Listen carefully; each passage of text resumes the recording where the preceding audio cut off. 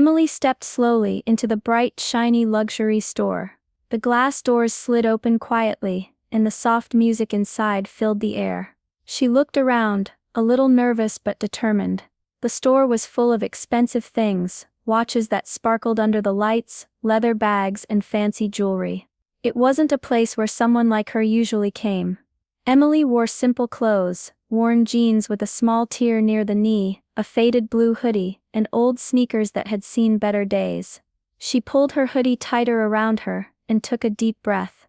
Today was special. Her dad, a soldier who had been away for months on a mission far from home, was finally coming back.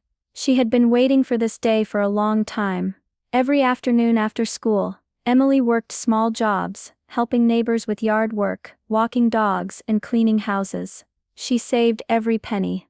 All that money was for one thing, a gift for her dad to show how much she loved him and how proud she was. Emily had dreamed about buying him something nice, something that would make him smile after all the hard days he had gone through.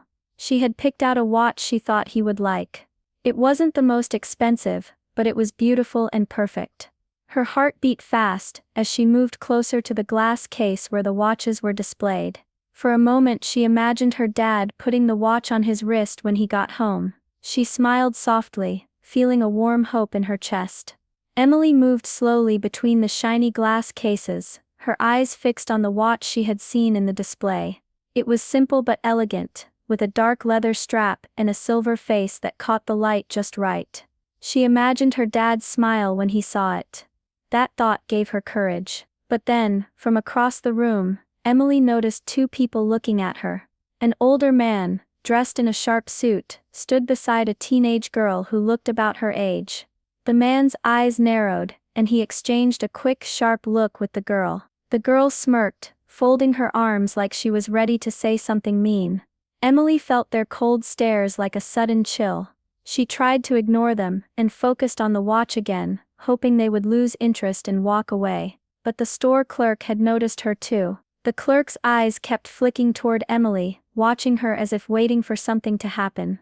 Emily's hands trembled just a little, but she told herself to stay calm. She was here for a reason. She deserved to be here just like anyone else. The man and the girl whispered something to each other. Emily couldn't hear the words, but their faces showed clear dislike. The man's lip curled in a small sneer, and the girl glanced at Emily like she was a mistake. Still, Emily reached out and gently touched the watch's glass case. Her heart wanted to believe that kindness and hope could fill this place, even if the looks around her said otherwise. Emily's fingers traced the edge of the glass case as she looked at the watch one more time. Suddenly, the older man, Mr. Dalton, started walking toward her. His steps were slow but confident, like he owned the place. Emily's stomach tightened. "Excuse me," he said loudly, stopping just a few feet away. His voice was sharp, cold. "You need to leave." Emily blinked, confused. I'm just looking," she said quietly. Mr. Dalton's eyes narrowed. "People like you don't belong here." Emily's heart stopped for a moment. She looked down at her hoodie and worn jeans, feeling small and invisible. Before she could say anything else, his daughter Madison stepped forward. She smirked and laughed, loud enough for others to hear. "Yeah, a charity case," Madison said cruelly, glancing at Emily like she was a joke. Emily's cheeks burned. She felt frozen, unsure what to do. She swallowed hard and reached into her pocket, pulling out a small handful of bills and coins. "This is my money," she said softly, holding it out. "I saved it. I want to buy the watch for my dad. He's a soldier, he's coming home today." Mr. Dalton sneered at the money like it was worthless. The store clerk, who had been watching the whole time, suddenly stepped in and shook his head. "We don't serve people like you here," the clerk said flatly. Emily's eyes filled with tears. She looked around, hoping someone would stand up for her, but the other customers just glanced away, pretending not to see. Mr. Dalton's voice grew louder, filled with anger. "Leave, now, this isn't a place for you." Emily took a shaky step back, her heart breaking. She turned toward the door, fighting the tears that threatened to spill. The room felt heavy with silence, and the sting of shame burned deep inside her. Emily gathered her few things quietly, her head hanging low. The sting of humiliation burned deep inside her chest. She took a small step toward the door, trying not to cry in front of everyone. Then, suddenly, a strong voice cut through the silence. "Is there a problem here?" The store seemed to freeze, all eyes turned toward the entrance. Standing there was Emily's father, tall and proud, wearing his full military uniform. His boots were polished, and the medals on his chest gleamed under the bright store lights. He looked tired, but strong, freshly returned from months away on deployment. Emily's heart jumped, her eyes filled with tears, not from shame anymore, but from relief and hope. She looked up at her father, and saw the worry on his face as he scanned the room. He noticed her trembling hands and the sad look on her face. Without a word, he moved closer, his presence calm but powerful. His eyes locked onto Mr. Dalton and the clerk. The warmth and kindness Emily had dreamed of suddenly filled the air. It was like a shield, protecting her from the cold looks and harsh words. Emily's father's voice was steady but firm. "Tell me what's going on." The store grew quiet again. All the hurt and fear in Emily's eyes was now met with strength and protection. For the first time that day, she felt safe. Emily's father stood tall, his uniform sharp and neat. His eyes locked on Mr. Dalton as he spoke calmly, but with clear authority. "What happened here?" he asked. Mr. Dalton smiled, but it was not a kind smile, it was full of sneers and judgment. "This girl," Mr. Dalton said, nodding toward Emily, "is clearly out of place. People like her don't belong in a store like this. She's probably here on some kind of charity. Maybe her government worker father can't afford anything better." The words stung like a slap.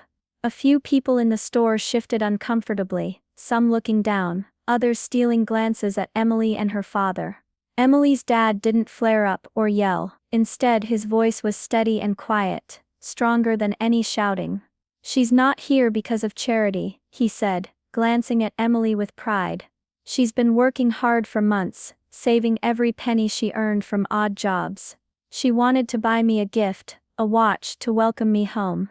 He turned back to Mr. Dalton, his eyes serious. "My daughter has more honor in her heart than you'll ever understand. And I am proud of her." The room seemed to hold its breath. The whispers and cold stares began to fade as more customers started paying attention. Some looked embarrassed for the way Emily had been treated. The clerk, who had been so quick to refuse her help, now looked away, uncomfortable. Emily's father took a gentle step closer to her, and placed a protective hand on her shoulder. "This young woman deserves respect," he said quietly. "Not judgment." The store was quiet, but now it was filled with a new feeling, one of understanding, respect, and a quiet kind of justice. Just then, the store manager appeared from the back room. He had heard the noise and came out to see what was happening. When he saw Emily's father in his military uniform, his expression changed instantly. "I'm very sorry," the manager said, turning to Emily. "No one should ever be treated like that in this store, especially not a customer who's here with honest intentions." He looked at the clerk, who avoided his gaze. The manager then faced Emily's father. "Thank you for your service. And please accept my apologies for the way your daughter was treated." Emily's dad nodded, his face serious but calm. "I appreciate the apology," he said, "but we don't need charity. Just respect." The manager paused, then offered something unexpected. "Please allow me to offer a discount on the watch," he said kindly. "It's the least we can do." Emily shook her head quickly. "No thank you. I want to pay the full price with my own money." Her father smiled proudly. Together they completed the purchase. Emily's hands trembled a little as she handed over the money she had saved so carefully. The watch was finally hers to give. As they left the store, Emily felt a mix of relief and pride. She walked tall, her father by her side, both of them carrying their dignity like armor. The cold looks and cruel words felt far behind them now. What mattered was this moment, their love and strength shining brighter than any luxury item. As Emily and her father stepped out of the store, the warm sunlight felt like a fresh start. Just then, a man in a suit approached them with a kind smile. Excuse me, sir, the man said, looking at Emily's father. Thank you for your service. Emily's father nodded politely, still holding his daughter's hand. The man introduced himself as a senior officer from a veteran support foundation. I couldn't help but notice your daughter's courage and respect. It's rare to see such kindness and pride. He reached into his pocket and handed Emily a card.